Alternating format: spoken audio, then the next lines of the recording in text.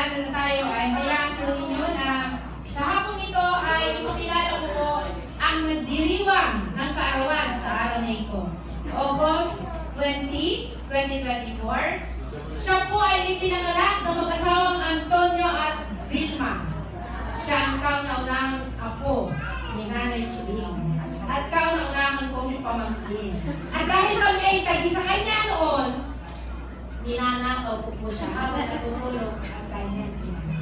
Ngayon ka, pinapatulog ko po siya sa pamamagitan ng kanta ni Yoyoy Benjamin. Conjoy lang. Conjoy lang. Pag di pa po siya nakatulog, sinusundan ko po yung on observation in this new life situation. At yan po, nabatan niya noon ay maputi. Ako'y nagtataka lamang hanggang ngayon. Hindi pa po siya nabibigyan. Marahil po ay ang mga kabinataan ay nahihiya po sa akin. Gusto niyo po ba makilala ko sa inyo? Kilala naman na rin. Ladies and gentlemen, may I call in the birthday celebrant for today, Miss Angeline Vega Timola. Tungtong!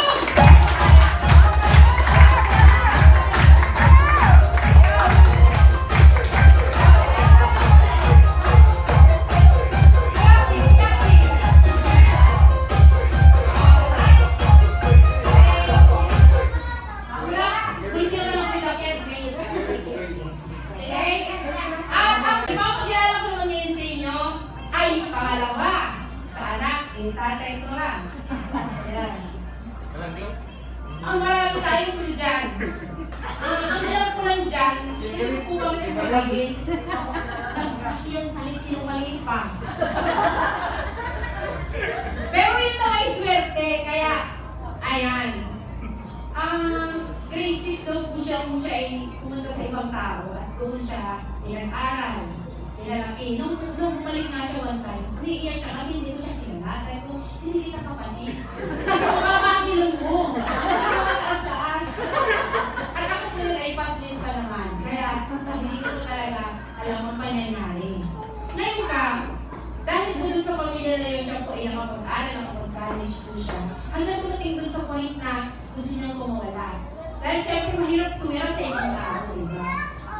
At siya po ay tumakas. At nakarating po siya ng Maynila. Nagtrabaho po siya doon, ang natatanda po sa COD, etc. etc. At siya nga po ang sabi ng kapatid ang may pinakamataas na pangarap. Sabi niya nun, ulit! Pagsakay sa bayabas, masakit tayo sa ano? Inuugaw po nila yung bayabas at siguro sa ulan. Alam niyo po ba na tayo pala po nangangarap po tayo, yung pinutupad ng Panginoon. Ano? Yung nga po yung panahon na siya po ay nag-apply po sa Saudi Arabia. Pagdating po niya doon, yung amo po niya ay pumunta ng London. Sino ka taga-London? Pumunta ng London. Salamat na lang sa Diyos dahil yung yaya, hindi mo siya marunong mag-English. Ay siya marunong.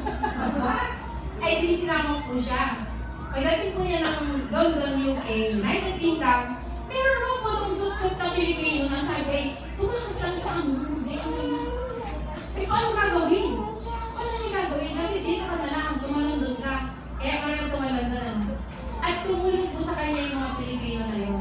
Kaya nagtaka kami, sumulit po siya isang beses. Ang sabi po niya doon ay, ako si Lucy Asis. Hindi na tayo kaya. Nangyari. Yung pala po yung nangyari ay, nag-TNT na po siya doon sa United Kingdom. At doon po siya ay, nagkaroon na po siya ng bagong buhay doon. Mahabang istorya. At itong taong ito, siya po yung naging susi ng Panginoon sa aming pamilya para i-bless po kami. Lahat po kami tinulungan. Hanggang ngayon, sa totoo lang itong damit na ito, ganyan po sa kanya. Ewan ko po ba sa kapatid ko niyan, lahat po niya pinoproblema. Kami, gamit namin sinulit. Siguro nung bago po siya umuwi dito, hindi na siya nakatulog. Kasi, tapos na meron na kay Rumi, meron na kay Ganto. Sino pa mo lang gamit kasi sinusunod ako. So, sa madaling salita ay na nga po, naglanding na nga po siya nung August 12. Dahil Ayun din sa kanya, yung pangarap niya ako makapag-staycation at libre po kami doon, kaya ang buhay. Nasa na tayo? Nagbiyahe na po kami! Nasa na tayo? Nagbiyahe na kami. Tapos ito na nga, nag-fiesta, nagipagsayaw na po siya. At yung fiesta po na yung nakaraan, bilin pa po siya sa sayaw. Kaya, nandito tayo ngayon sa inside para mamaya po ay ipagpapatuloy ang pagdating sa sayaw. At ano po, pinakamaganda kong kapatid, walang pong kontra, si Ate Luz Asis Vega Baldosa.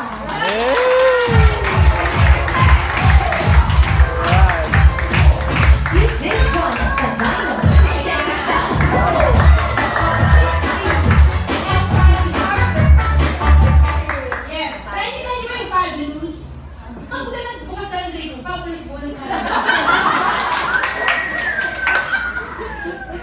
Yan. Ay, gutom na siguro ito ko na ito. Alright?